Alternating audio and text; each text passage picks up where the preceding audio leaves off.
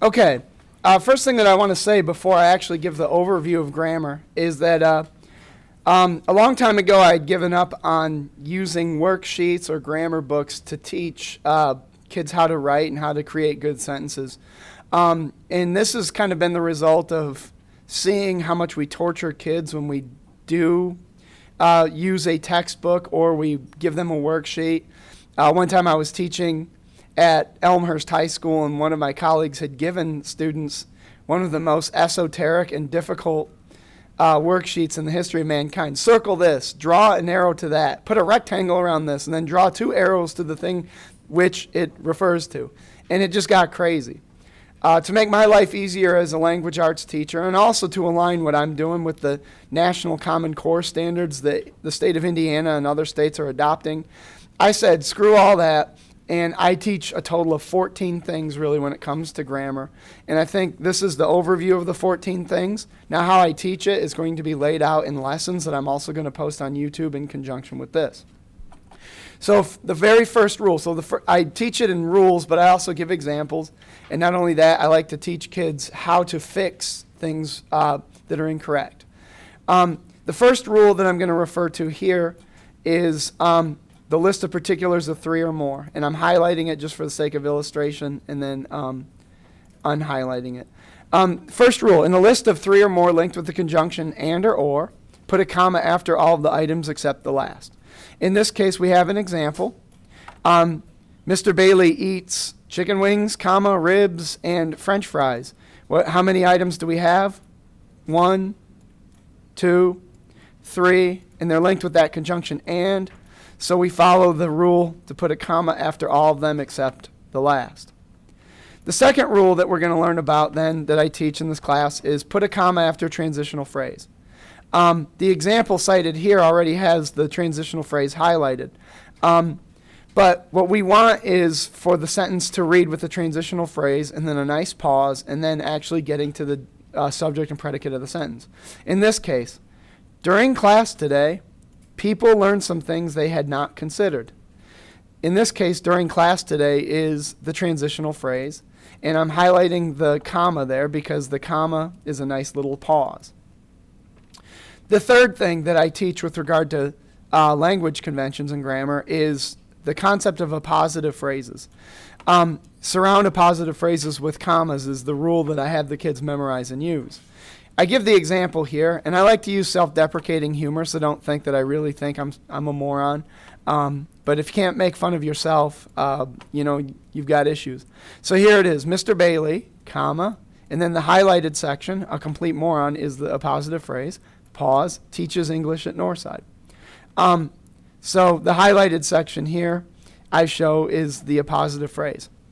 This is handy for inserting details or combining 2 sentences into one, which some of the Common Core state tests already have. All right, the fourth rule that I teach has to do with independent clauses into subordinate clauses and subordinate clauses into independent. If you have an independent leading into a subordinate clause, there's no pause between the two. But if you have a subordinate clause and then an independent clause, there's a pause after the subordinate clause, and we need a comma there. First, the example. Mr. Bailey enjoys coaching sports because it is an opportunity to teach. Notice there's no pause between the two.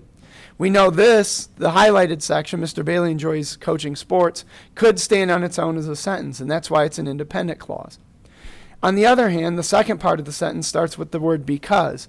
Because it is an opportunity to teach, that word because, even though that's a clause, the word because makes it a subordinate clause. And that word right there makes it unable to stand on its own as a sentence.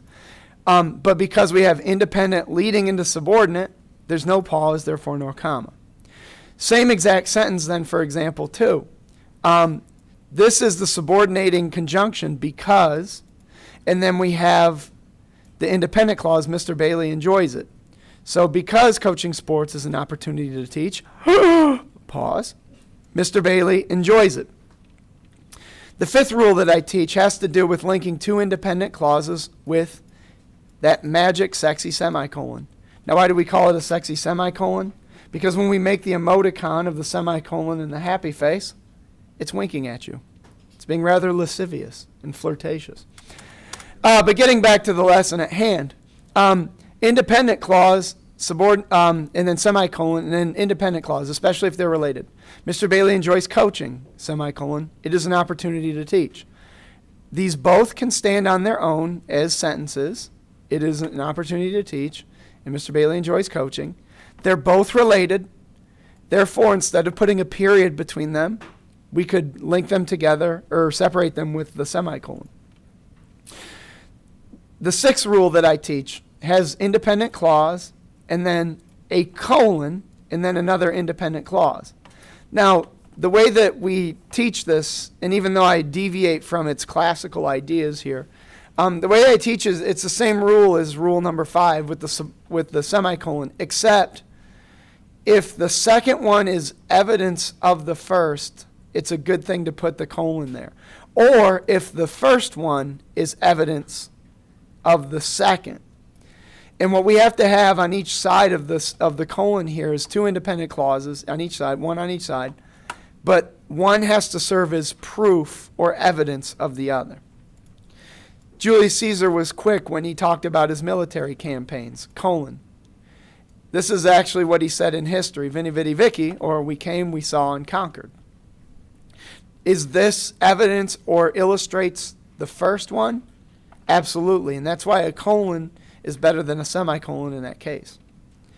The seventh thing that I teach has to do with a colon leading into a list of particulars. You got to have an independent clause with a plural noun, either implied or stated, and then the colon, then the list of particulars. In this case, we have the example. In high school, my brother played the following sports. Notice sports is highlighted. It's the plural noun. Then we have a colon. Then we have a list.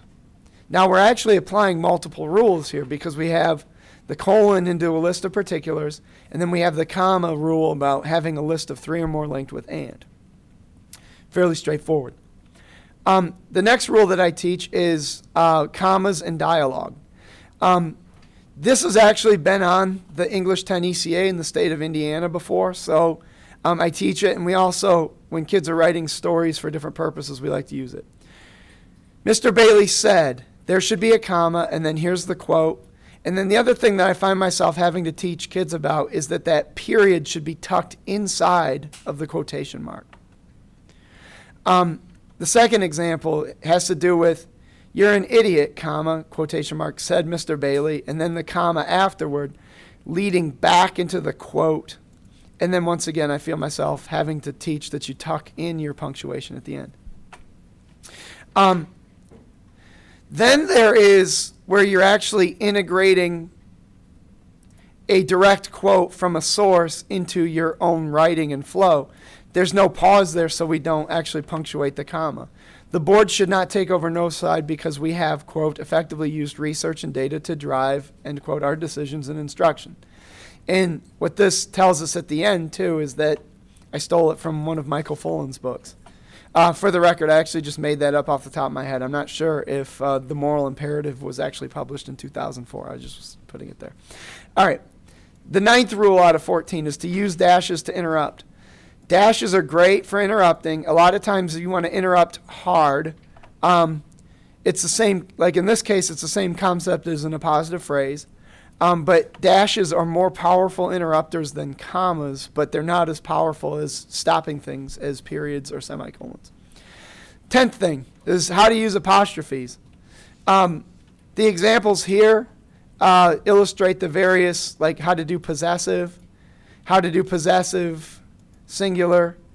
The contraction for it is, though it is the exception to the rule here. And then the dog's toys, this tells us there's a bunch of toys. But this also tells us that there's a bunch of dogs who own the toys. It's not just one toy. Rule number 11 out of 14 that I teach is how to use the active voice. Mr. Bailey is having a good time. Mr. Bailey has a good time. Which one is more active? Technically, it's this one. But you can use either depending on what you're trying to say. The real egregious example is a good time was had by all. That's one of the most poorly written sentences in the history of mankind because we really need to make sure that the thing doing the verb is actually doing it. And in a case, it would be more effective to say, everyone had a good time. Now, you also notice that the number of words in the second one is less than the first. That's one of the things that you want. 21st century rules, you really want to get to your point the quickest, the most effectively. Number 12 is the rule about omit needless words. Going through, if you see that there's a quicker way of saying something, including the same details but using less words, that's what you ought to do. Rule number 13, I teach about when to use who versus whom. The example here, Mr. Bailey, who no one likes, is a moron. This is a bad example. It should be whom no one likes, because who's doing the verb? Well, the verb here is likes. No one is doing it. So therefore, Mr. Bailey's being acted upon, and that's why you want to use whom. So for our video, that one that is highlighted right now is the good example. In this case, Tony Bennett, our wonderful and honorable superintendent of instruction in Indiana, is the subject of the sentence. Makes a lot of money, at least compared to me. Because makes is the verb, and he's actually doing it, it should be who. So in this case, the one that I'm currently highlighting is the correct example. The second one is incorrect. And I didn't mean to do that, so I'm going to go undo move. The last rule that I really teach with regard to grammar is paragraphs are sandwiches. Now this has to do less with grammar, but more to do with organizing your thoughts and ideas. I like to teach that good, effective body paragraphs have a topic sentence. Facts and statistics and giving us details is the meat. And then cheese is basically the function of making sure that the reader understands why those facts are important. You wouldn't necessarily say, Burger King is a place to eat, period. This is important because I don't really like to teach kids to do that. You should do it by implication or showing logic and reasoning. And then I like to have students have a bottom layer of bread in their paragraphs, which is a closing or transitional sentence. And then one of the rules with regard to paragraphs or sandwiches is that if you serve meat, you better serve cheese. The most important question that we have in education is why. Why are we doing this? Why is this important? Why is this there? When I teach AP Literature and Composition, I teach the why this method of reading. You know, stop every once in a while and go, why this? With regard to that, though, we have to, if you serve meat in your paragraph, you should definitely serve cheese. Those are the 14 rules with regard to writing that I teach, and I teach them over and over again in a lot of different situations. Sometimes it's test questions and how to reason our way to the correct answer. Sometimes it's revise the following sentences. Sometimes it's create a sentence using a list of particulars or whatever rule we're working on that day. But the bottom line is I want my students to have a sentence variety arsenal. I want them to be able to have complex sentences where they put the subordinate clause first, comma, independent, or vice versa. I want them to know what those things mean. I want them to be able to have in a positive phrase to add details. When push comes to shove, at the end of the day, we want communicators that can clearly and effectively convey their message, and on top of that, can do so in the clearest, most effective way with the most details. And that's why these 14 rules that I teach are very closely aligned with the Common Core standards and are the things that are going to allow my students to write effectively, but also to evaluate writing that is poorly done. Thank you.